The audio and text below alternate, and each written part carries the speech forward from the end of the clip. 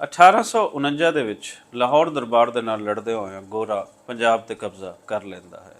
ਭਾਵੇਂ ਗੋਰੇ ਪੰਜਾਬ ਤੇ ਕਬਜ਼ਾ ਕਰ ਲਿਆ ਹੈ, ਲੇਕਿਨ ਪੰਜਾਬੀਆਂ ਨੇ ਇਸ ਗੁਲਾਮੀ ਨੂੰ ਕਬੂਲਿਆ ਨਹੀਂ।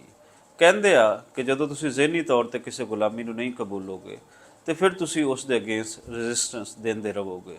ਅਜਿਹੀ ਕਿਰਦਾਰ ਪੰਜਾਬ ਦੇ ਅੰਦਰ ਜੰਮਦੇ ਰਹੇ, ਪੰਜਾਬ ਅਜਿਹੀ ਕਿਰਦਾਰ ਜੰਮਦਾ ਰਿਹਾ।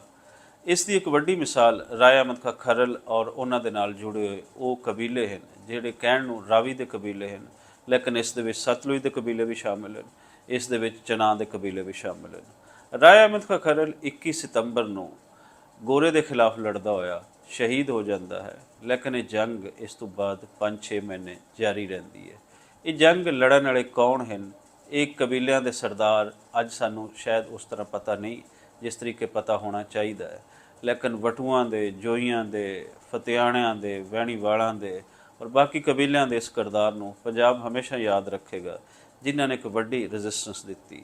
ਦੂਜੇ ਪਾਸੇ ਕੌਣ ਹੈ? ਗੋਰਾ ਹੈ। ਗੋਰੇ ਦੇ ਨਾਲ ਕੌਣ ਖੜੇ ਹਨ?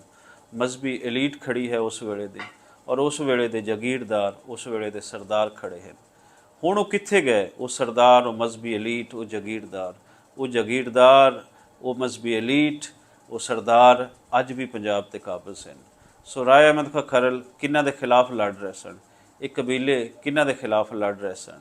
ਉਸ ਵੇਲੇ ਦੀ ਇਸਟੈਬਲਿਸ਼ਮੈਂਟ ਨੂੰ ਅਗਰ ਅੱਜ ਦੀ ਇਸਟੈਬਲਿਸ਼ਮੈਂਟ ਨਾਲ ਦੇਖਿਆ ਜਾਈਏ ਤੇ ਉਹਨਾਂ ਦੇ ਪੰਜਿਆਂ ਦੀ ਸਖਤੀ ਅੱਜ ਵੀ ਪੰਜਾਬ ਤੇ ਹੈ। ਅੱਜ ਵੀ ਪੰਜਾਬ ਮਗਲੂਬ ਹੈ। ਅੱਜ ਵੀ ਪੰਜਾਬ ਨੂੰ ਡਾਂਗਾਂ, ਸੋਟਿਆਂ, ਤਲਵਾਰਾਂ ਦੇ ਸਿਰ ਤੇ ਚਲਾਇਆ ਜਾ ਰਿਹਾ ਹੈ। ਪੰਜਾਬੀ ਅੱਜ ਵੀ ਉਹ ਆਜ਼ਾਦੀ ਨਹੀਂ ਮਾਣ ਰਹੇ ਜਿਹੜੀ ਆਜ਼ਾਦੀ ਮਾਣਨ ਦੀ ਲੋੜ ਹੈ। ਇਹ ਸਾਰਾ ਕੁਝ ਕਿਸ ਤਰ੍ਹਾਂ ਹੋਇਆ? ਪੰਜਾਬ ਆਪਣੇ ਹੀਰੋਜ਼ ਨੂੰ ਕਿਉਂ ਬੋਲਿਆ?